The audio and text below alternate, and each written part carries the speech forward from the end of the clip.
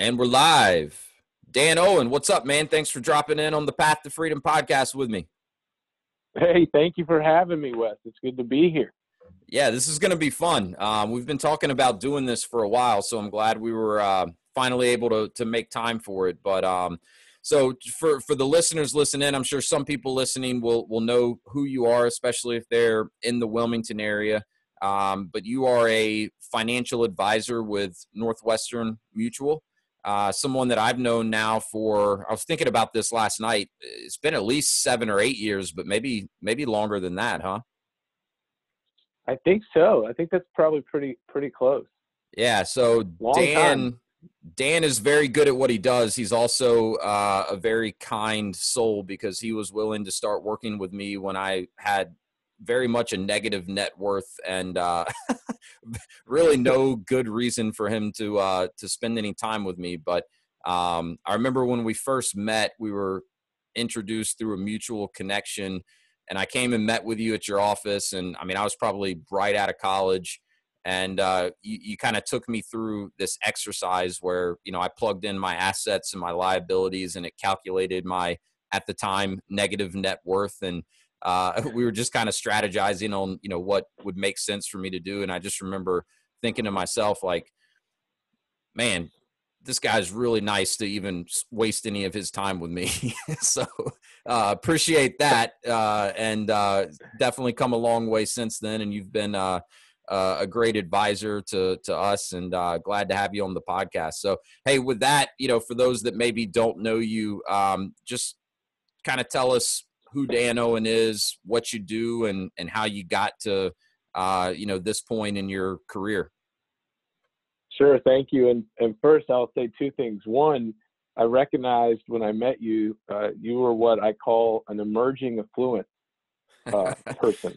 Okay. And that continues to evolve. It's been fun watching you do all the things you said you were going to do. And the second was I never look at it as wasting time. I look at it as an investment in time. Yeah, good point. And so not always does it pay off as well as with you, but that's really when people ask what I do, I'm in a client acquisition business. Sure. We're acquiring client relationships to help them with this financial planning in their lives, and we hope to be a part of it for the long term. You know, so to segue that, who am I? Dan Owen, financial advisor, Northwestern Mutual. This is now with Northwestern since 2009, and I joined the financial services industry in 2007. So the last time the world seemed to be falling apart, I decided to leave being a very small business owner and get into the financial services industry. So what were you doing before you got into financial services? Because I don't think I even know what you were doing before. This will be the most fun part of the call, probably. So right. I graduated with a history degree from UNCW, and knew my only goal at the time was to stay in Wilmington so that I could keep surfing. Yep. And there was not a lot of job opportunities at that time for history majors. This was 2003. So I started working in the heavy equipment land clearing business. And I worked my way up from chainsaw operator to bulldozer and tub grinder and excavator. Okay. And we were working with a crew, clearing land and recycling all those trees, grinding them up and selling them to paper mills. And then that moved to utility installation. So we were putting sewer, pipe, and storm drain in the ground. So I was a UNCW grad in a blue collar world for a while. Yeah, yeah. But about 2007, I decided to get out of heavy equipment and grease and mud and start my own business. And I didn't really know what to do other than use my Spanish speaking skills. I learned to speak Spanish by living in Costa Rica and then doing mission trips in Cuba. Okay. And so I went to I don't even know what computer program it was, but I made a flyer with a picture and went to the copy store and printed 100 of them and mailed them to all the attorneys in Wilmington and said I could do Spanish interpreting for them. No way. And I got 2 clients. Okay. One was one was a personal injury attorney. So I was doing interpreting for personal injury cases. And as you can guess, I wasn't really paying the bills. With 2 clients, So, yeah. Yeah, like a phone call every 2 weeks to interpret. So I had a resume out, and Aflac recruited me to sell insurance for them. And so my real first insurance or financial services gig was with Aflac. And they got me licensed to sell life and health insurance. Mm-hmm. And I got a box of these stuffed ducks. They were like a lifeguard duck and a NASCAR duck. And I would drive to shopping centers usually, because there'd be like 10 or 20 businesses in one parking lot. Yeah. Strip mall. And I'd just go into each one of them with the duck and try to stir up insurance sales. So I'm doing the interpreting, I'm selling to Aflac. Then a friend said, oh, you could sell life insurance. You can make money doing that. So now I'm selling life insurance. And the interpreting got to be really a drag. Going to the courthouse, I realized I wasn't cut out to be a criminal defense attorney. Sure, yeah. And the selling of insurance, I kept hearing from people, Dan, this sounds good. Let me go show it to my financial planner. And then I would never hear from them again.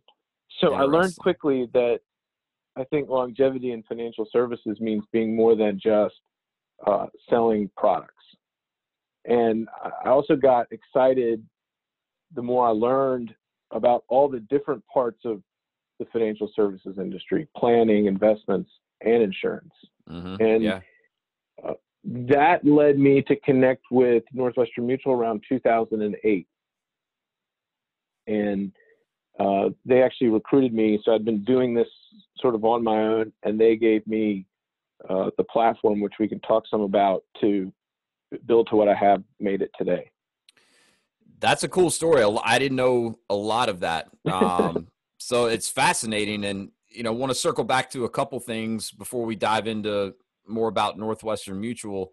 Number one, with UNCW, it's funny that you mentioned that, because I graduated from UNCW too. And I remember, like, literally I was a business major, and they tell you in business school, they're like, look, everyone that comes here graduates and wants to stay in Wilmington. Like you said, people love to surf. They love being by the coast. I mean, it's a very nice place to live, but it's not the most robust job market in good times or bad times. And so they would tell you, they're like, look, if your plan is to stay in Wilmington and get any sort of a career type job, be prepared to take what they told us was the Wilmington discount. They're like, you can expect to make 15 to 20% less than you could in Raleigh or Charlotte or, one of the bigger metro areas in North Carolina. But I always remember this kind of running joke, which is, Wilmington probably has more bartenders, servers with bachelor degrees than just about anywhere else in the country, because it's true. People graduate, they want to stay, but there's just not that many professional type jobs. So that's funny. And it was a similar experience for me. I worked at a Holiday Inn resort down on Wrightsville Beach part-time during college, which was a great part-time gig during college. But then after college, and I got out in 2009, when the economy was really kind of in the tank. So there were very few job prospects for me. So I just kind of shifted to working full-time, in hospitality at the hotel, and quickly figured out that wasn't what I wanted to do long-term. And I don't know if I've ever told you this or not, but I actually once upon a time had my life and health insurance license.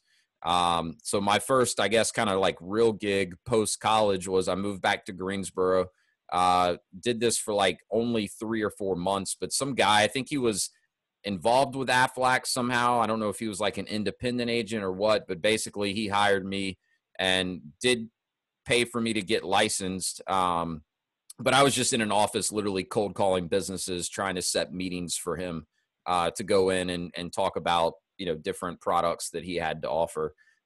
So don't remember anything about the license that I got. I'm sure it's lapsed by now. But I did once upon a time have that license. I think a lot of people at one time have had a license. And I think part of it is a lot of the industry distributes their product that way. Yeah. Right. Get someone to sell just a few policies, but get a lot of people to sell just a few policies, and it works out. That you mentioned something I didn't know, is that we both worked at the Sunspree. Did you really? I was in the kitchen. Okay. Yeah. It was, I mean, I tell you, I mean, it was some of the most fun I've ever had. I met some great friends while I was working there. I started out as a pool boy, a cabana boy. One summer I was handing out towels by the pool, setting up beach chairs and umbrellas, and that was fun. And then decided I didn't want just a summer job. So then I went to doing, the banquets. So, they'd have weddings and meetings and conferences and that sort of thing. So we would, set up all the chairs and tables and bring out the food and that sort of thing. So spent plenty of time myself in that kitchen there at the Sunspree. Well, I think it's what you mentioned about what they told you at UNCW and taking a discount for living here, I think was definitely true when I graduated, when you graduated. I do think it's interesting. There's been some more, increases in higher paying jobs, W-2 jobs here. There's been some big businesses that have kind of moved to Wilmington over the years. But I think what is interesting is a lot of the most successful people I meet in Wilmington are the same as the most successful people I meet all over the country. They're business owners. And that's the real, I think, thing they're not telling you maybe, right? Yes, you would take a lower salary on a W-2 job in Wilmington than Raleigh. But if you take the risk of becoming a business owner, you have unlimited income potential. No doubt. You get to live at the beach. It's such a good point, man. And I went through business school, and I picked like marketing as kind of my emphasis or my concentration. But I think there was literally one entrepreneurship class offered in business school, and it was an elective.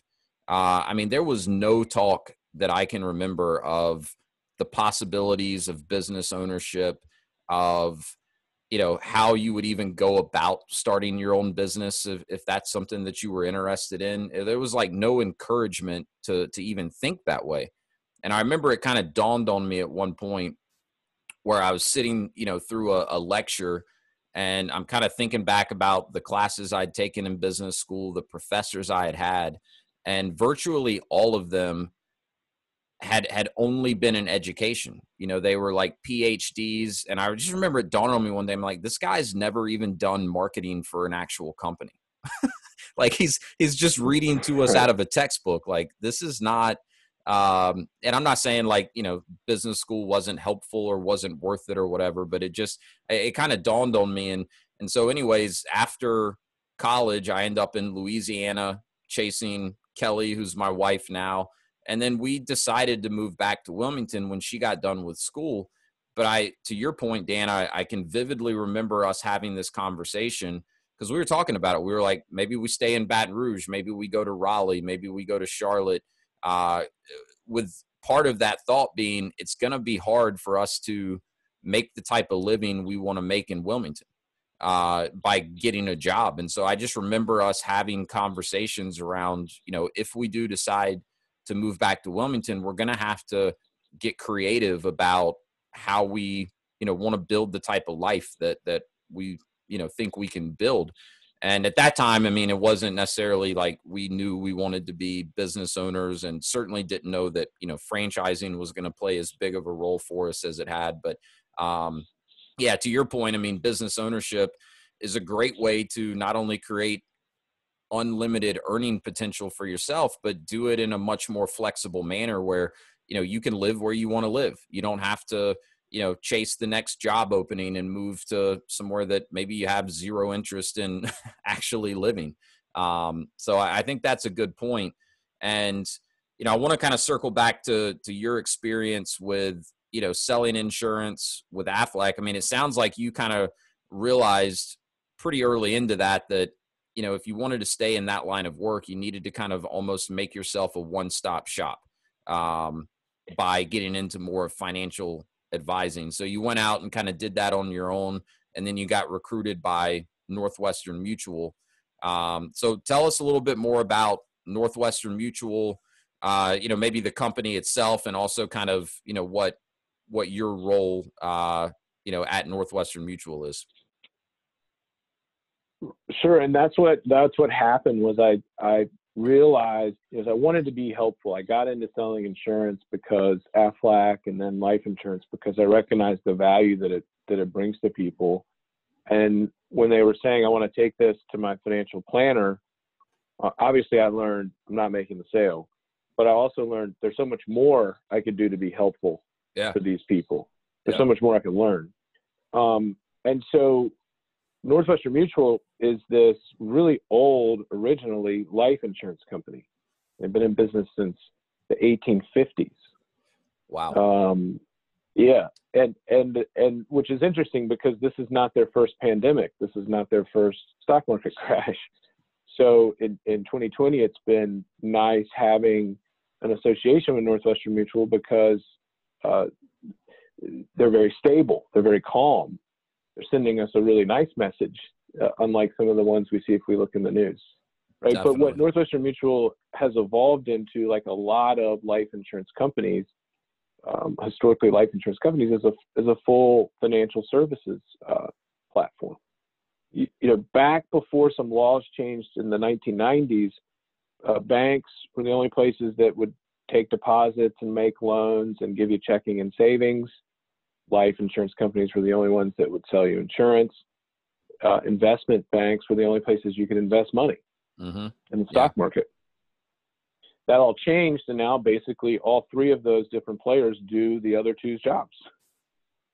Yes, you can go to the bank and buy insurance and invest money. You can go to JP Morgan and get a loan and buy insurance, invest money. So what that gave me with Northwestern Mutual was this platform to where I could offer my clients everything that's available in the financial services industry. The second thing that's good for my clients, the reason that I was attracted to Northwestern initially was their training and development program. Yep. And this ability to be an entrepreneur with an enterprise behind me. Yeah. And I often explain to people, this is not the technical, this is not the IRS definition of my relationship with Northwestern Mutual, but I'm very much a franchise. Yeah. Yeah. I was about to make that exact point. Yeah. Oh, yeah. I have the ability to access the life, disability insurance products that Northwestern Mutual makes. They actually only distribute those on a closed sales system. Used to be life insurance companies had captive agents. And so if you worked at Northwestern, you only sold Northwestern. If you worked at New York Life, you only sold New York Life. Now, most all insurance is sold through brokerage. So we can also Prudential and New York Life and, John Hancock, name your company. But Northwestern Mutual, along with a few other companies, are still exclusive.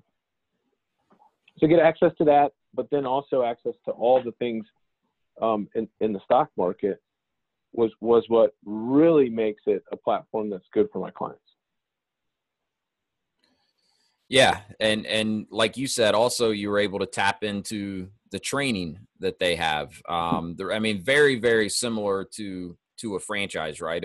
You were already kind of doing this on your own, and, me knowing you and the type of guy you are and the drive that you have, no doubt you could have gone on to build, a successful business on your own. But my guess would be this kind of fast tracked you, right? It gave you the ability to run faster because instead of building everything from scratch, you were able to tap into, the relationships, the products, the systems, the processes, the training, I'm sure was very helpful early on. And it probably just helped you get ramped up a lot quicker, would be my guess. Right. And you nailed it, because there was both infrastructure to tap into, right? Whereas I used to have to go get my own office space, phone system, computer system, all the nitty gritty stuff. We have an office here that all of us share that's already established. So when the new people come into the business, they don't have to worry about all that stuff. Second is the support of other people. Doing things by yourself can be really frustrating, especially when you're in a sales role where there's a lot of rejection. Yeah. And so going by yourself to a place where versus here, there's other people doing what you're doing. And Northwestern Mutual is notorious for a lot of things. One of them is our national sharing of information amongst all the advisors. So I'm part of a national study group. We talk to each other all the time about what's working, what's not working, what's new, the amount of training on what's changing, regulatory changes, market changes, product changes. That's a constant, which when you're on your own, you can get that stuff too, but I think you got to work a little harder for it. Yeah, it's not going to be as kind of facilitated like it would be within an organization like Northwestern Mutual. And one thing I would add to that, because that's a very, very good comparison to a franchise too, right? Instead of being an independent business owner kind of out on an island by yourself, which can get very lonely, you have this network of other business owners in a franchise that are running the same business as you, running into the same challenges as you are, learning different things than you may be learning. So there's a lot of opportunity for shared learning and collaboration, and everyone's kind of motivated to help each other because you're not really competing against each other. But one thing I've seen firsthand about Northwestern Mutual, because I have a guy that I used to work for at Enterprise. He was one of my area managers. And a couple years ago, he made a switch and got into financial services, and he got in with Northwestern Mutual. So he was kind of going through his Rolodex of people that could potentially, be clients for him or prospects. So he reaches out to me and is like, hey, man, it'd be great to catch up. So as we get on the phone, and he kind of starts telling me what he's up to now. And, I could tell he was kind of trying to fill me out to see if, I had a financial advisor and, if maybe I'd be a good fit to work with him. And so he finally asked me, do you have a financial advisor? And I said, yeah, got a great guy here in Wilmington that I've been working with for a while. He's with Northwestern Mutual. And this guy, Brandon, I think I introduced you to him a while back, Dan. Yeah. This guy, Brandon, he goes, well, let me stop you right there. He goes, if you're already working with someone from Northwestern Mutual, I know you're in great hands. We don't even need to talk anymore about it. And I was like, that says a lot to me about the type of organization that Northwestern Mutual is, that, there was that kind of level of respect. And he's like, look, you're already with the right company. So we don't even need to talk anymore about whether it makes sense for us to work together or not. Yeah. And I think what that is part of is the overall development program that comes from this, as I mentioned, a very old company. So they've been in this business for a long time, and they've learned what works and how to go to the market with what we do. The second is that Northwestern has a huge focus on developing new advisors. You could say other companies are more interested in taking a established advisor like me and moving us to a different platform, right? How can you attract? So I'm constantly recruited. Dan, we'll get you a better deal over here. And they're not as worried with finding Dan and making Dan where he is today as much as getting Dan into something that's potentially better. Northwestern's interested in finding the chainsaw operator, right? Yeah. The college graduate, the whoever, and giving them an opportunity to build a business with people that are helping too.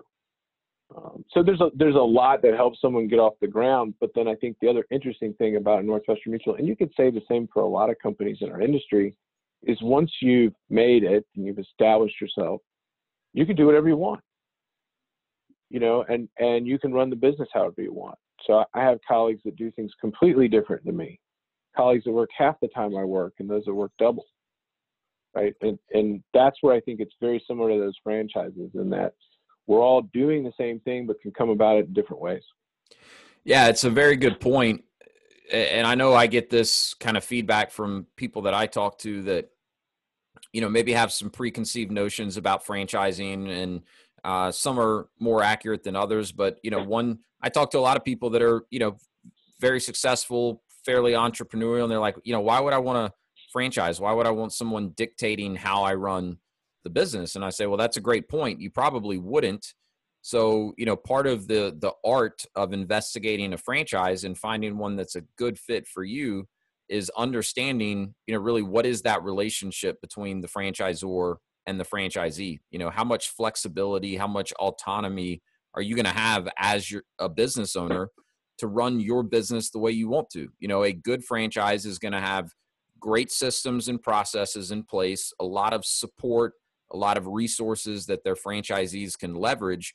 But in my opinion, a great franchise also knows that, everyone's style is going to be a little bit different. Every franchisee's personality is going to be a little bit different, their experience, their skill sets. So they give them the autonomy to run their business the way they want to, while leveraging the infrastructure that's in place and all of the resources. And they also know that they can learn a lot from their franchisees, and that's how they can continue to evolve as a company and try things differently and get better overall as an organization. So the people that I work with, that's one of the things I advise is, you need to be understanding what those dynamics are. And if, some franchises are much more rigid than others, where you're not going to have that type of flexibility or autonomy, and that may or may not be a good fit for some people. But if that's important to you, then there's definitely franchises out there where you're going to have plenty of that. You're very much still an entrepreneur.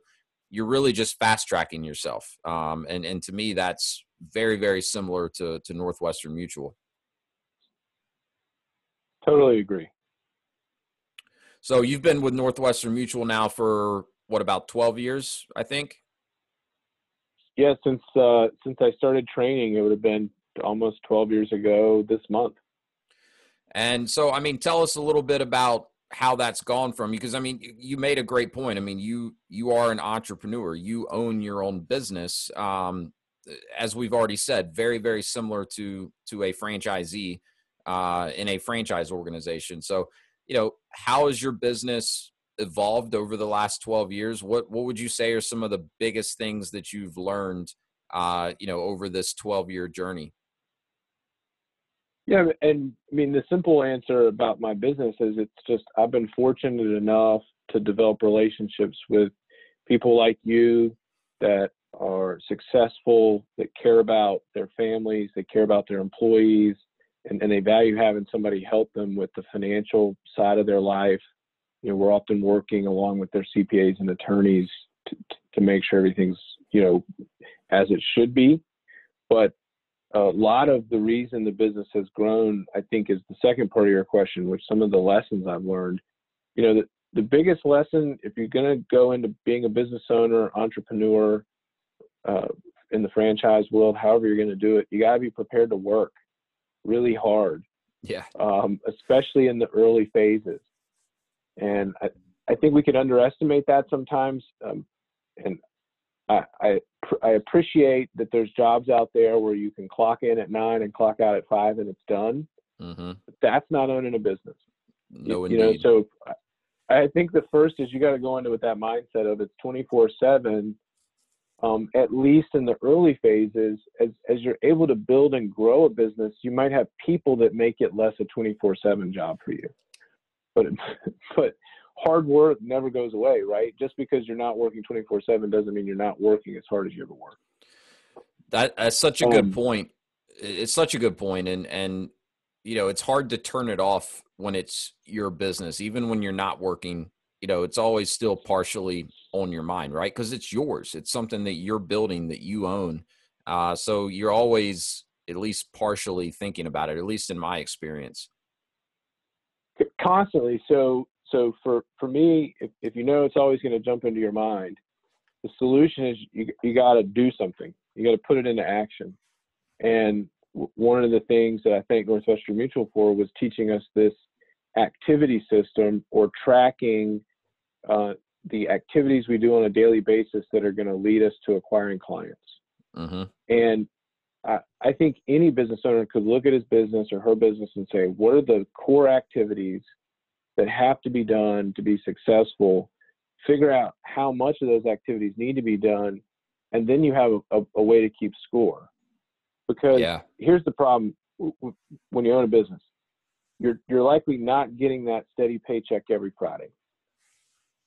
And that becomes hard to know. Am I doing good? Am I doing bad? Am I going to make money one day? Am I not making money? Well, if we know we're doing the right amount of activities, whatever they are, if you're in sales, it's probably making phone calls, mm-hmm. right? Or people walking into the store, right? Amount of marketing hits you've done. You can quantify any of these things in your business. But if you know the right amount of them, they'll lead to success. If you just focus on doing that, it takes, I think, some of that 24/7 anxiety away, because you'll begin to have the confidence to know as long as we're executing on these core activities, the revenues can follow. That's right. But it's never, it also is the real gut check, right? So if you don't think you'd be comfortable worrying about something all the time, don't own a business. Yeah. That's just how it goes. Because as you grow, then what happens is employees. Mm-hmm. And now you're responsible for people's livelihoods. And that's a big responsibility. Sure is. And, you know, in our business, we're responsible for our clients' money. Mm-hmm. You can go on and on. Everybody's responsible for something. And as that responsibility ratchets up, the income should as well, but the stress would too. Yeah. Which is the other two biggest things I always talk about with folks are, one, setting up your environment for success, which is putting good people around you, positive people, having a coach, having a study group, having someone to help you be accountable. And then also having goals and a vision. You know, looking out, what does that look like in the future? And there's, I know one of the questions you're going to ask about books I was reading, but there's an author and a coach I've used in the past. His name is Jason Selk. Okay. And one of his exercises is creating what he calls the highlight reel, where you create a vision in your head of all the positive things that are going to happen in the future, whether it's business, personal, family. Yeah. So for example, I like to, in my highlight reel, picture myself surfing. Yeah. You know, picture you're playing with your kids, healthy kids. Picture the kids graduating college, maybe. Picture, you know, someone saying yes if you're in sales, or picture that next building that you're building if you're in construction. Whatever it is, because the mind is that subconscious, it doesn't know if it's real or not real, and it'll begin to make decisions that lead you to that vision. So that's powerful stuff. That's powerful and stuff. Vision is the two things. Yeah. Yeah. Well, Jason Selk gets the credit.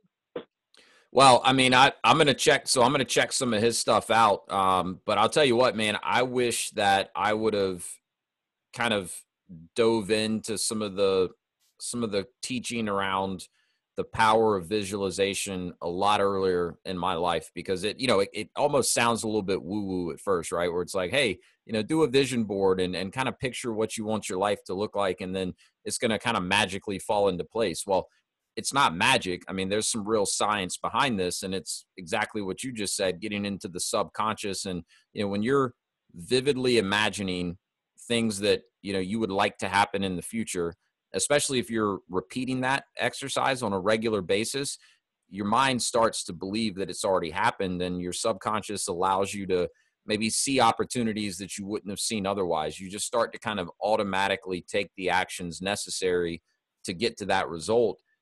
And it works. It really, really works. And, I always, when I'm working with someone and kind of coaching them on finding a franchise, it's one of the first exercises we do is we get very clear on, what are you trying to accomplish, not just in business, but in your life. And the way I kind of explain it is, a business is really just a vehicle, right? And everyone's got a different destination that they're trying to get to. So this process is about helping you find the right vehicle to help you get to your destination.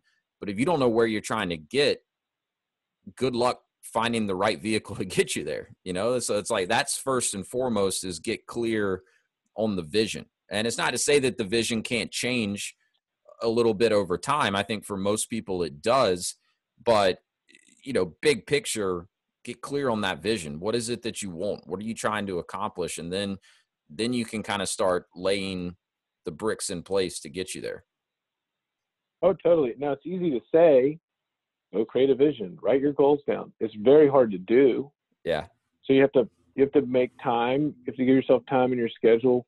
The concept of think time is big, where one, you would break your environment. So get out of your office, get out of your home, go someplace else. Mm-hmm. That's obviously gotten a little harder this year. Yeah, right. Find a place that'll welcome you, but get somewhere else, and then let your mind start to drift into those things. And this is old stuff. So we give credit to Jason Self. I'll get you a list of some of his books, but I mean, the famous one is Think and Grow Rich, Napoleon Hill. Yep. Right? Yep. Going way back. But it's amazing because personally, so I've been married 7 years. So this would be at least 8 or 9 years ago. I wrote a vision that included being married and having kids. Mm-hmm. And within 12 months I was married. Yeah. Yeah. I was cleaning out my office and found what I'd written down on New Year's Day, 2018, what I was going to do in 2019. Forgot all about it. Didn't even know it existed. Here it is, almost into 2020. I find it, and all those things happened. It's wild, isn't it? Except for one. I was going to try to do a handstand every day, and I hurt my shoulder. So this is the second piece. Is it has to evolve, and I would say my number one challenge today is evolving the vision. Because what can happen, I think, in business is you get comfortable. Definitely. And then it's harder to stretch yourself on, well, how could things be better? Or maybe it's not necessarily you're comfortable, you're happy. Well, I don't need to do anything different. But without that vision, there's nothing to strive for, number one. So you could find yourself in a place where you're no longer growing, which we know means you are dying. Exactly. And it's not easy. It's always a challenge. Every business, constant adversity. So without having a vision and a why attached to why you're doing what, the vision drives the why, then you give up. Or as I've told a lot of new advisors within our Northwestern system is I quit every single day for the first 4 years. Every single day. I'm done with this. The next morning I'd wake up and start over again. But it's because I always had a why. At first it was just survival. Then it became the family. Yeah. I look at some of my mentors, then it's like, okay, they paid for all their kids' college. What do they look at next? Charity. Yeah. Yeah. Yeah. Or maybe it's what drives people into politics, right? But there's always got to be something.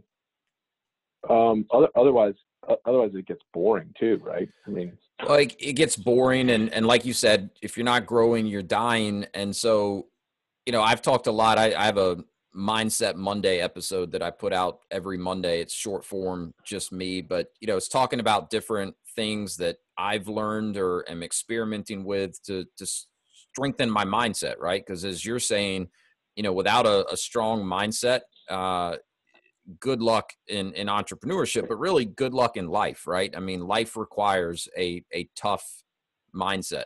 And so, if you can get comfortable getting uncomfortable and kind of intentionally put yourself in situations where you're trying new things, you're learning new things, you're just stepping out of your comfort zone, you're going to grow. You're going to have an easier time of continuing to evolve your vision and doing the things necessary to accomplish the vision. But you're also going to be better prepared when the things outside of your control happen that make you uncomfortable. For example, I don't know, a global pandemic maybe, or, sure. Just any of the things that life throws at you that, you didn't choose to happen. But I think if you get into a mindset of just, getting comfortable with adversity or change or just things you're not familiar with, then you're in a much better position to weather the storms of life when they do come at you than the person that just says, you know what, I'm comfortable and I'm happy right here. I'm not trying to grow. I'm not trying to change anything. I just want to, ride this wave of comfort for as long as I possibly can. Those are the people that really get derailed when life starts to happen. Right.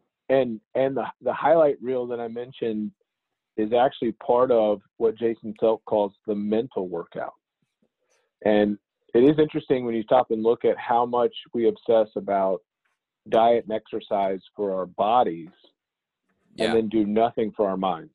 Yeah. It's backwards, isn't it? Yeah. And so there is that, if on a daily basis you're going to do sit-ups and push-ups, why not do some things that strengthen your mind? And that is the highlight reel. That is a mantra. That is, a vision statement, reading your goals, looking in the mirror with a bunch of Post-it notes. I mean, putting on a self-help podcast. We go on and on. Yeah, right? All types of ways you can do it. And you can find a way that works for you. It doesn't have to be, this prescription that one person says to do it this way, so you have to do it exactly that way. Like find a way that works for you, and just do it. And it's not the type of thing that you just do, once or twice a year. You need to do it regularly. But, and again, I wish that I would have kind of figured out some of this stuff related to visualization so much sooner than I actually did, or even started taking it seriously. But, I started an exercise a couple years ago where I would write down my goals, and I would do it on a 6-month, 12-month, 5-year, 10-year, 20-year, and 50-year basis.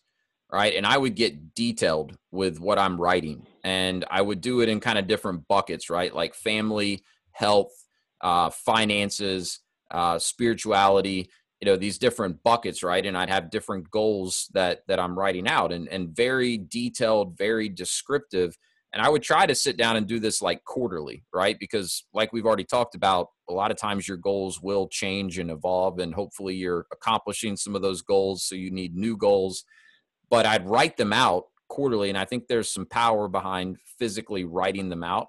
But then I would read them every morning. And to your point, I'll go back every now and then and look at, what I wrote a year or two ago, and it still blows my mind, not only how many of the things I've accomplished, but how accurate it's been. Like how it actually played out so accurately to how I had written it out and how I had kind of envisioned it. It's like, it sounds woo-woo, I know, and but it's a cool feeling. Oh, well, it is, because you can script your own life this way. But Yeah. It's been, Harvard Business School has written about that, right? People that write the goals down, writing them down is the key piece. And then revisiting them, whoo, that's huge, right? I mean, that's really the number one thing we miss all the time, to go back and revisit. How did I do? How did I do at that? Yeah. The personal trainers are the best at that, right? They can measure you, mm-hmm. and we can come back and see how we've progressed. And that becomes another big thing that's important for everybody, business owner included, is to celebrate those victories. If you're keeping score, then we got to stop and celebrate from time to time. So when you achieve a goal, celebrate them, because it's a journey. You're never going to get there. You're always going to be moving. And so along the way, stop and enjoy it. That was something too, early in business. I never wanted to be happy, right? I was never happy because I was never where I wanted to be. Didn't make enough money, didn't achieve this or that goal. And then all of a sudden I woke up and said, wait a second, I got a pretty good life. I need to be happy. Right. Yeah, I think that's an important point. It's contagious. Yeah. Right. And it's like Don't momentum. It builds.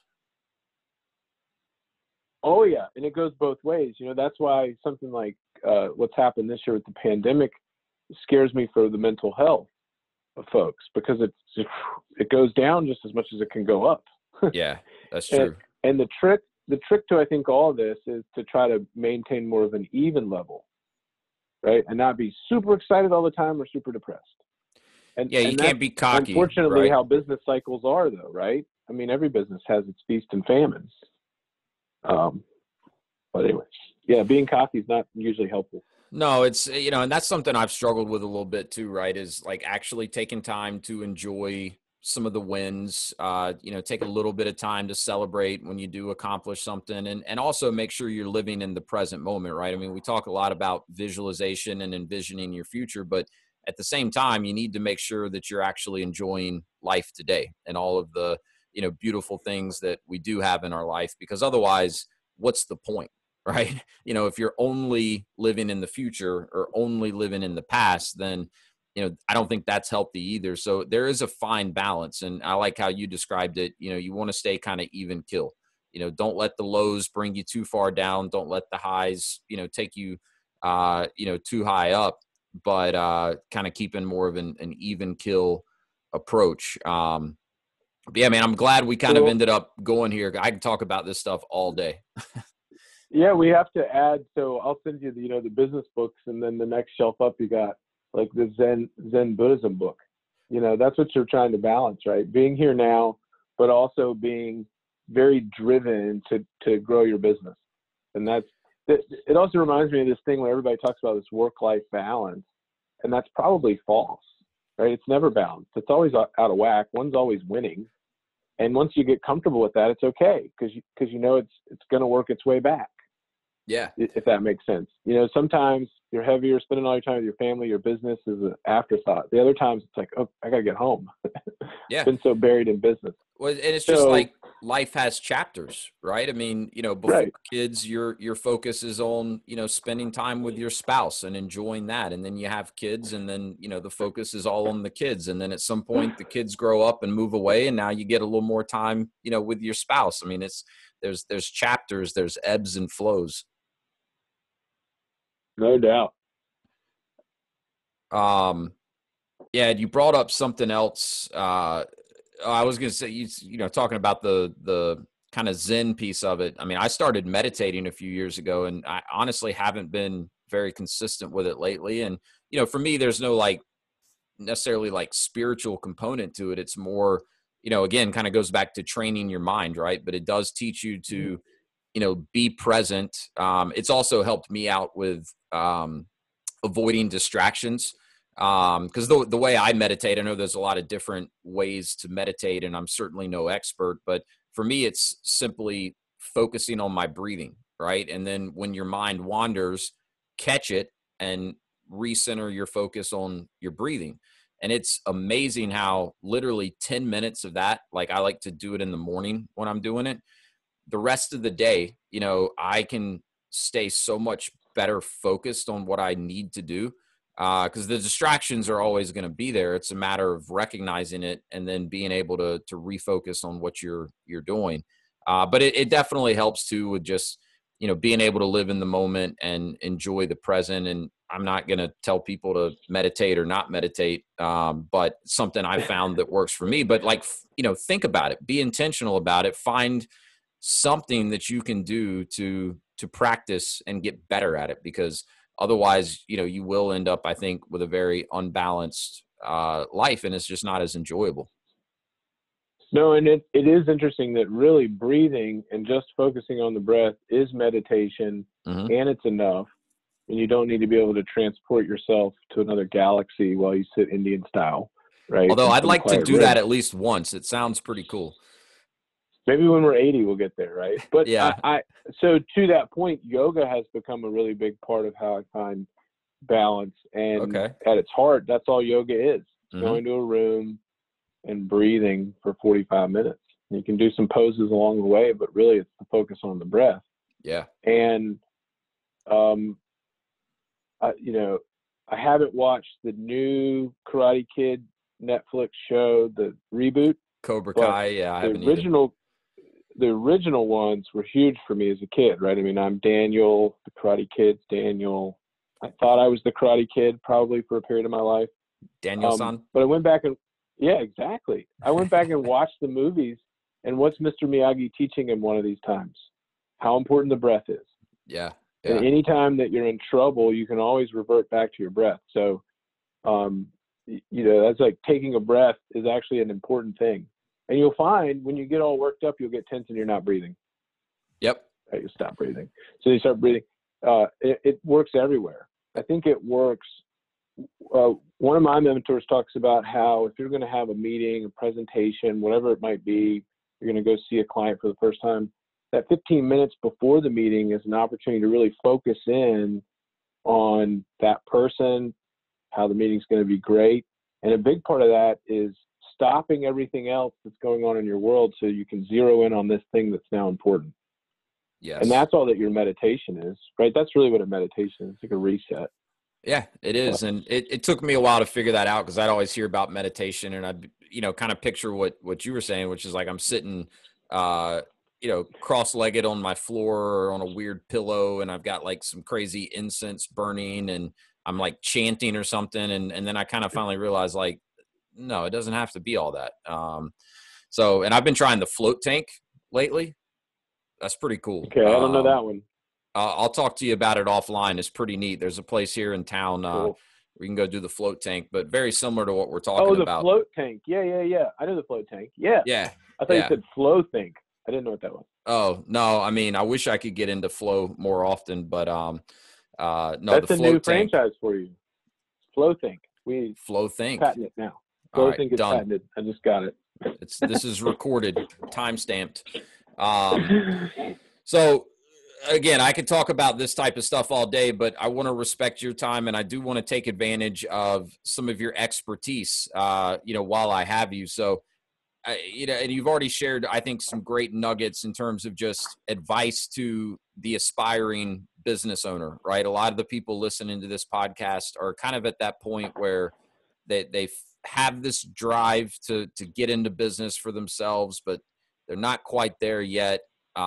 Maybe they don't really know where to get started or how to get started. And I think you've given some great advice, especially from a mindset standpoint, what type of mindset you need to be in to go into business ownership and be successful. But I know from a lot of the people that I work with, one of the biggest concerns that they have and one of the biggest things that holds them back from ever making a move is the financial side of it, right? When you do have a salary and you know exactly how much money's coming in every month, you kind of have that stability and it's comfortable and it's a very hard thing for people to walk away from. So putting your financial advisor hat on, is there anything that you would recommend to the aspiring entrepreneur out there that's really concerned about, making sure they're in a good financial position to, maybe walk away from a W-2 job, start a business, and then weather the ramp up? Because that's always the biggest fear, is how long is it going to take me to start making money as a business owner? Long term, they may feel pretty confident, but it's the short term, it's the ramp up that freaks a lot of people out. So, I mean, any advice in terms of, what someone that wants to get into business for themselves could start doing today to put themselves in a better financial position to make that leap at some point? Well, I think you nailed it, which is weathering that storm in the front end before you're making money. And that means best case scenario, you've got some cash to use for income. And a rule of thumb with financial planning is always 6 to 9 months of expenses. Mm-hmm. If we can get ourselves to 6 to 9 months of expenses while we're working, we're protecting ourselves from some kind of emergency that puts us into debt. Yep. Or forces us to make a potentially bad decision, like cashing out of a retirement plan early. Now, on the other side of that coin is the ability to borrow to help with some of that. So depending on the industry, you might be able to get financing from a bank in a form of a business loan to get started, and that could alleviate some of those concerns.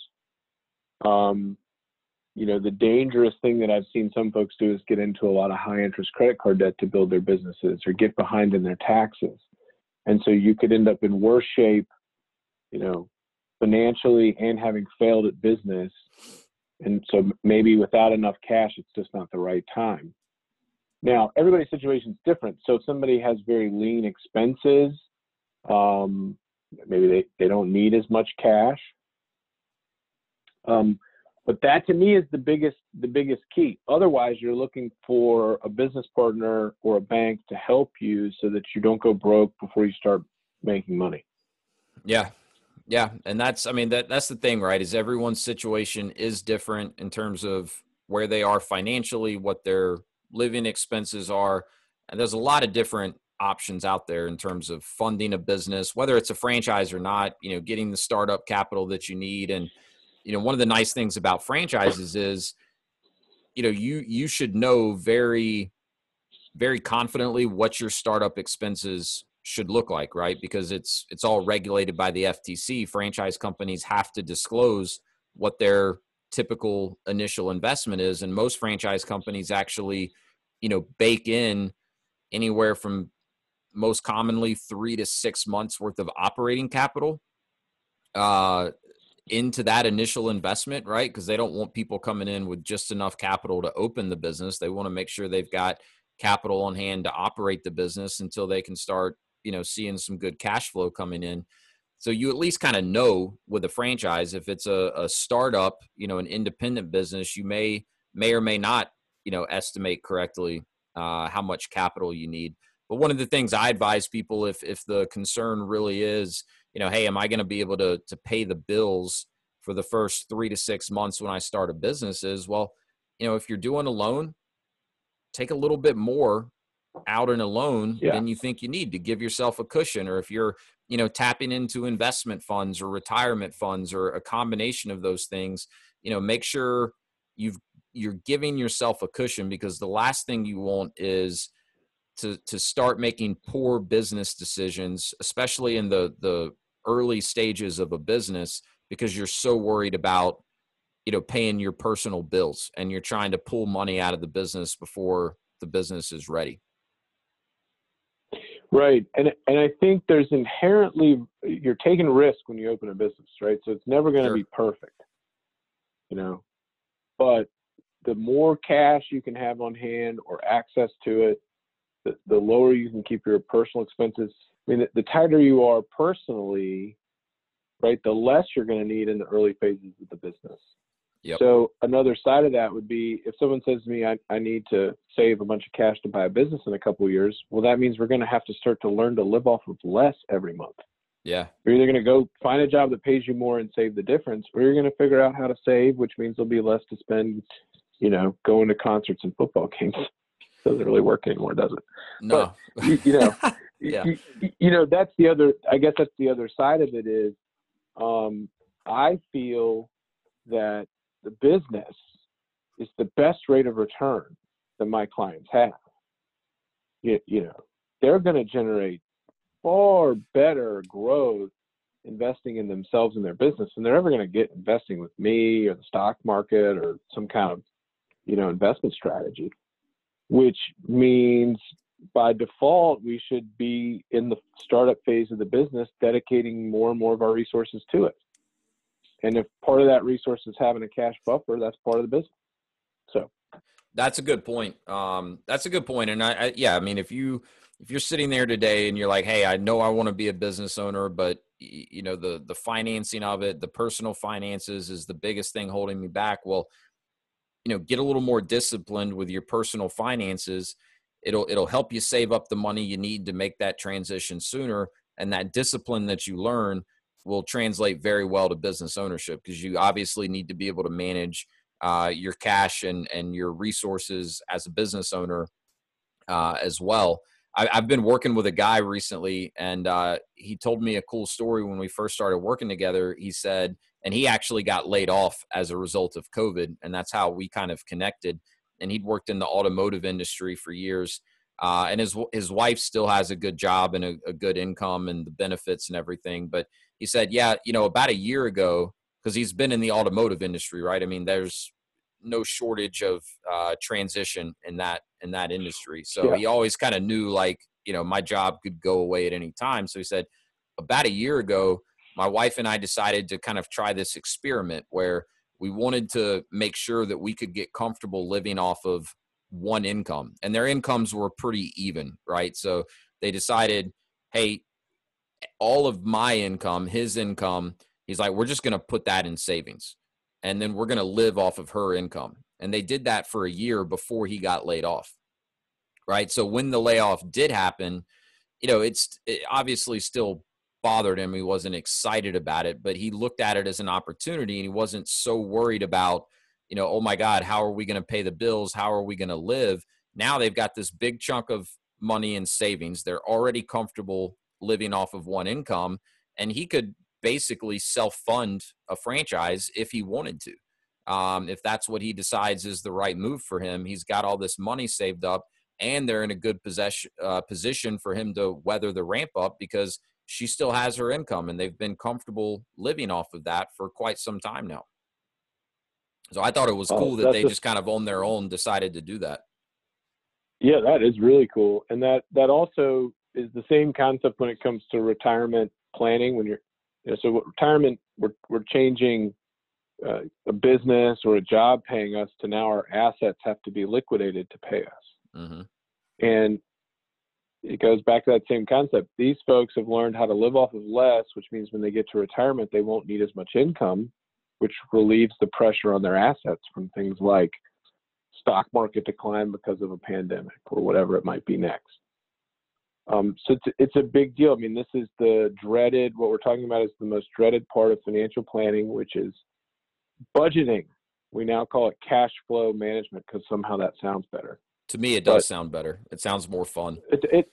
Everyone likes it better. Everyone does. Budgeting just has a bad ring to it. It's gross. Yeah, it's gross. We can't balance the budget. But it's personally in business the same thing, because business isn't about how much you make, it's how much you keep. So you get good at managing expenses as a business owner. You get good at doing that as in your personal world. It means things are better. Definitely. Well, and you made an interesting point a minute ago too, where you said, in a lot of businesses, the return that you could expect as a business owner is probably going to outweigh the return, of any of your other investments. And so if that's really what you feel called to do, that's where your resources should go first. And I mean, that's kind of what we did, right? I mean, we started by really investing in ourselves and, putting everything we had. I mean, there was years where honestly, we weren't doing a whole lot with you in terms of investment money. We had some basic stuff, but now, we're in a spot where we're getting very good returns from our businesses. And now we're looking to make sure we have a well-rounded investment strategy. And so now we're doing a lot more with you on, the investment front. And so I thought that was an interesting point and something I wanted to ask you about, right? Because I know you have quite a few clients that are business owners. And I know I was of this mindset at one point, which is like, hey, why would I want to give any of my money to the stock market when I can just invest in myself? Like, I know I'm going to generate results. Once I, hand money over to the stock market, it's completely outside of my control. At least I maintain a little more control when it's my actions driving the return to a large extent. So, I mean, what advice would you give to, kind of what I think is a typical entrepreneurial mindset, which is, hey, I'm only going to invest in myself. Because I now believe that you do need a well-rounded investment strategy, and you certainly don't want all of your eggs in one basket. So, for the existing business owners out there with that mindset, I mean, what is the advice that you would give? What's the advice you give to other business owner clients that you work with? Well, I think what tends to happen is what happened with you, right? In the startup phase of a business, everything goes to it because it's sink or swim. And then there's also, regardless of what phase you are in the business, you're going to feel that same way that you feel now, right? I understand investing in my business better than the stock market. I've got control to some regard over my business. I have zero control over the stock market. So it's natural that the early phases of a business, we're going to invest most everything back in the business. And even as the business grows, still becomes the very best rate of return. And so what happens though is what's happening in your world is you're saying, okay, I don't want to have all of my money in these businesses. One, there's some risk. Two, there's some lack of liquidity. I can't necessarily get it back out if I needed it. Yeah. Three, what'll happen, business owner says, I'm making a lot of money, getting killed in taxes. And so they start opening retirement plans to get deductions in their taxes, which are most often invested in the market. So now they have exposure there. Or as what you've seen this year is a lot of people have just found it as an alternative to betting on sports.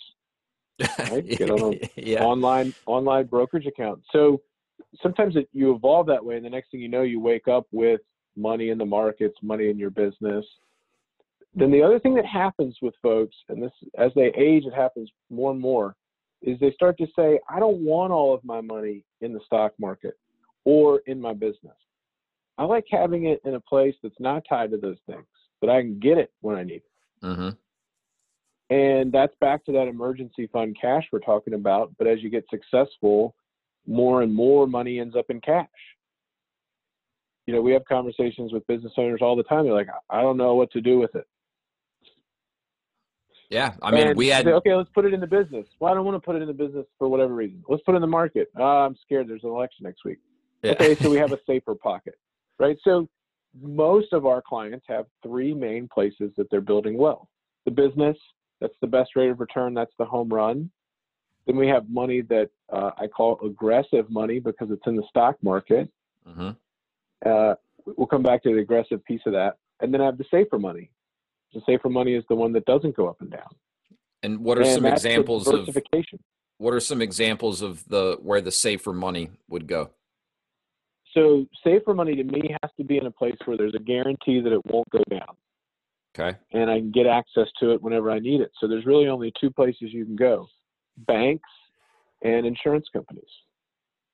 So there's, CDs, checking, money market, cash, which is never going to go down in value, right up to the FDIC protection. If your bank fails, you can go get it. Mm-hmm.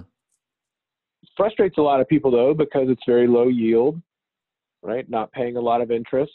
Yep. That has a lot to do with the federal, the Treasury rates are very low today. So the rates on safe money are very low. And then the other place that's safe with guarantees that it won't go down are insurance policies, life insurance policies with cash value. And that's an interesting place. One, someone that's putting money there would need to have a need for life insurance. But what you're finding is the insurance companies can pay a higher return today than the banks can on guaranteed values. So there's a lot of interesting things there. Now, let's back up a second. Safe, what I just said, can't go down. Right. Why can't it go down? Because we might need it. So we sacrifice upside to know that we have dry powder. So, and it's easy to focus on the negative thing, like, I had an emergency that I needed to pay for. My AC went out. I had extra doctor's bills. But there's also a reason to have cash, which is called opportunities. And building goes on sale for below market rates. She with cash is going to buy it. That's right. Right. Yeah. So safe money is good there, and it can't go down in value. So a lot of people say, well, I want to put money in bonds. Bonds are safe. They don't go down in value. Unfortunately, they do. So I put bonds and stocks in that aggressive box. And I call it aggressive because it has the potential to go down. So we have our business, home run, market. Again, often the business owner is in the stock market for tax reasons. Yeah. Retirement plans. Yeah. I hear this from a business owner all the time. Why would I invest in these companies that I don't even know about? My business is better than them. So, yeah. Right. Yeah. I can relate. But everything you're saying to me makes good sense and is good advice, because it's advice you've given us and advice that, we've needed as our businesses have grown and as our, finances have gotten more complex. And, definitely we like having some of the safer money, right? Obviously we want to have enough on hand to cover living expenses should we need it. But we like having that kind of opportunity money too. And that's, come to fruition for us in the last year. Bought some real estate, invested in another business. It was good to have quick access to that money. But then we also kind of got to a point too where we were like, we have way too much money sitting in checking accounts and it's not working for us. So that's where, you put some money into some of the more aggressive funds. And again, I just come back to, I think, ideally you get to a point where you want a well-rounded strategy. And that's where a guy like you comes in that can give good advice and also personalized advice, right? Take the time to understand, where your clients are at, because every client's going to be different in terms of what they want to accomplish and where they're at today. And then give them good advice based on what you know about them. Right. That's the thing, is that I'm speaking kind of in big generalities today, but everybody has a different pattern, different scenario. And whether it's me or somebody like me, I think you need that team. We've talked about this before. Yeah. You get so busy doing what you do, running the business, and that's what you do. And if you're not running the business, please go be with your family. Right. Sure. Yeah. So the problem though is, as a business owner, we get good at everything. So the next thing you know, you find yourself both coaching the team, playing the game, cleaning the jerseys after the game. Mm-hmm. Right. Yeah. It's a good analogy. So ultimately you end up building a team of people that can help put you up in that owner's box where you're watching the game. And that's where folks like me and the CPAs and the attorneys come into play, so that the business owner isn't worried about those things and can focus on what they're good at. Yep. Right. But this idea of diversification, you know, ultimately the most successful people we work with are the ones that have money all over the place. And it's real estate, it's in stocks, it's in bonds, it's in insurance, it's in this business, that business, whatever it might be. And 2020 has taught us that diversification is king, because you never know what's going to be hot and what's going to suffer. That's right. Yeah, I mean, it leaves you less vulnerable when things outside of your control do happen, because, you know, we've talked about the fact that in many cases businesses can produce and maybe even should produce a stronger rate of return than some of these other investment vehicles, but it's not always the case. And sometimes it's poor management of the business or lack of execution on the business owner's part, but in some cases it's not. And again, COVID's a great example of that. Like, I'm glad I don't own a fitness studio of any sort, right? Because they've been struggling, and I can guarantee you a lot of gym owners or any sort of a fitness concept, they've been hurting and not seeing the same type of return on their business that they did pre-COVID.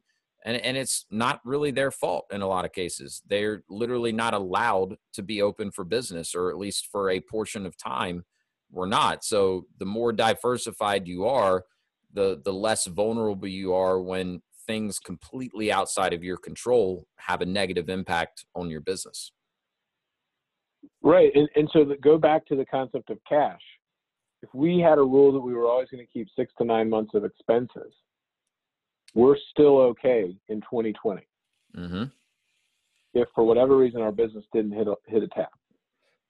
And, you know, we're also okay because the government provided tremendous stimulus that helped us all as business owners to jump over this gap, right? The PPP loans and the EIDL loans, et cetera. But which is back to the same concept we were talking about before, is you never know what's lurking around the corner, and you got to be able to adapt. And I think the interesting thing, I know we got to be wrapping up here soon, but the interesting thing about the gym industry is watching a lot of those businesses completely change their business model and now have even a bigger model to bring in clients. Yeah, right? and Like less overhead in some instances. So it's like a better business model that's even more profitable, probably in some cases. It's a great point. Which is a mindset thing, right? It goes all back to, I would guess that the businesses that survived this year had a stronger mindset. That's all it was. 100%. Or less of a will to give in. Yeah, exactly. Right. I mean, strengthening your mindset so that you are prepared for adversity and have the foresight to adapt and pivot when needed. And, you know, those are the businesses that'll come out of something like COVID stronger. But if you're not in a good spot when something like a COVID happens, you may not even live to fight another day, much less come out on the other side stronger. So that's really what, you know, we're talking about here with the diversification piece, is leaving yourself less vulnerable. And I know we do. I want to respect your time, so I know we do have to wrap it up here soon. One of the things I was hoping to get into, and I don't know that we left enough time for it, but, you know, someone like yourself is in a great position to also advise business owners, you know, how they can maximize some of the benefits of being a business owner, because there are advantages to business owners that don't exist for non-business owners from a tax standpoint, and even some investment opportunities. So I don't know if you can maybe just briefly kind of touch on that, and definitely we can even schedule a follow-up down the road to dive into that topic more. That sounds good. And I mean, the two things come to mind. One, every business owner needs to have a really good CPA. Yep. Because they're going to help you uncover all the different deductible expenses that are in your world. And you hear this from business owners all the time, that their life is a deduction, right? Which all they're saying is that there's a lot of things that you were going to spend money on anyways that now as a business owner you might get to deduct, like a portion of your cell phone, for example. But to be clear, I'm a certified financial planner, not a certified public accountant. I'll never sign a tax return. So I'll Yeah. always send you back to your CPA on clarity on what you can actually get away with. Sure. But certainly there's a bunch of extra deductions. Now, what in my world is the biggest thing for a business owner is it opens up control of a retirement plan. Mm-hmm. And I guess the teaser we could say for another call would be that a normal non-business owner would be able to invest, if they're under 50, $6,000 into a traditional IRA and reduce their income by $6,000. That's cool. It's not too exciting. You didn't start jumping up and down. As a business owner, that $6,000 could be as much as $100,000 this year. Now we're talking. Right. So a business owner opens up this world of retirement plans where there's a lot more ability to deduct income today and avoid paying taxes today, which anytime we start talking about deductions today, we have to recognize, what does that mean? We'll pay the tax in the future. Yeah. And so another big part of diversification, we talked about diversification of assets. The next part of diversification is from taxes. Mm-hmm. So you want to wake up in retirement with money in places that don't get taxed, like a Roth IRA, for example, so that you can play a tax game when you're retired and try to get yourself in a lower tax bracket. If all of your savings has been pre-tax and you're relying on that money coming out of retirement plans and Social Security, and maybe even selling your business, which could be a taxable event, you'll have no control over the taxes you pay in retirement. Yeah. And I've told you this before, Wes, but we complain today working about the taxes we pay coming out of our income. Mm-hmm. Wait till you talk to a 65 or 70-year-old that's paying taxes out of their savings. Yeah, I know. Not happy, right? So business owners have a lot more opportunities. We can say that. Yep, for sure. And that's something that, I would like to dive into later, but a very good teaser. And again, something you've given us great advice on. So do you have like 2 more minutes to run through the lightning round real quick? Yeah. Let's do it. Yeah, let's do it. Cool. First question of the lightning round is, what is the best piece of advice you've ever received? And that could be in business or in life. Well, that's to have fun or make money. All right. I like it. At any given moment, you should be having fun or making money. And sometimes you're doing both. You're doing both. Well, and when you're making money, even things that weren't as fun before become more fun, in my experience, at least. Right. So I like that. That's good advice. We've already maybe kind of alluded to a little bit of this, but curious, do you have any sort of a morning routine, anything you try to do every morning to prime yourself for a successful day? Actually, I do. So I want to get up and move every day, barring a few days when I'll rest, but I'll either work out, 5:30 a.m. workout, or try to be surfing at sunrise most days of the week. I also want to stretch. I'm not getting any younger, so stretching helps me stay active. Sure. The highlight reel, the mental workout I talked about from Jason Selk, is something that I do every morning, sometimes twice a day. And that's pretty consistent. And then drink coffee. Yeah, no doubt. gotta have some room for the coffee in there. For me, it's after I hydrate. That's the first thing. But and I'm big on moving and working out. It's not always in the morning, but the days I do it in the morning, I have way more energy throughout the rest of the day. Yeah. Crazy. All right, so you've already given us a good book recommendation, but what book are you reading right now? I got this one that I heard on another podcast called Giftology. Have you heard of this one? I've heard of it. I haven't read it though. John Ruhlin. So it's The Art of Using Gifts.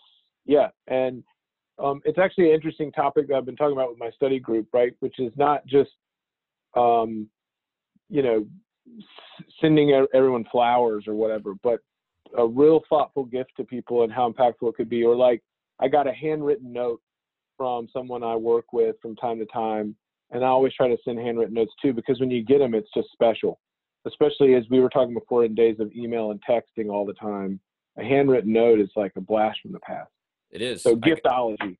I got one yesterday, and it kind of stops you in your tracks. Yeah, I like that concept a lot. You know, more of a personalized gift instead of a generic one. So that's something I'm trying to do more of. So I'll add that to my list and check it out. Giftology. All right. Last and final question is, what is your definition of freedom, and are you living it? Yes, and I'm going to steal this one from Northwestern Mutual's great marketing campaign, which I loved, which was to spend your life living. Ooh. And yes, I'm doing it. I love it. I love it. Well, hey, man, thank you so much. Really appreciate you dropping in with me on the Path to Freedom podcast. And just wanted to quickly take a minute to acknowledge you. And, first of all, thanks for, I guess, seeing something in me when I was broke as hell and didn't have a penny to my name. And you've been not only a good friend, but a great advisor. And I've learned a ton from you. And I'm excited about everything to come and to keep learning from you. So thanks for everything you do, man. Really appreciate it. And thanks again for making time to drop in. You are welcome. And thank you, Wes. You got it.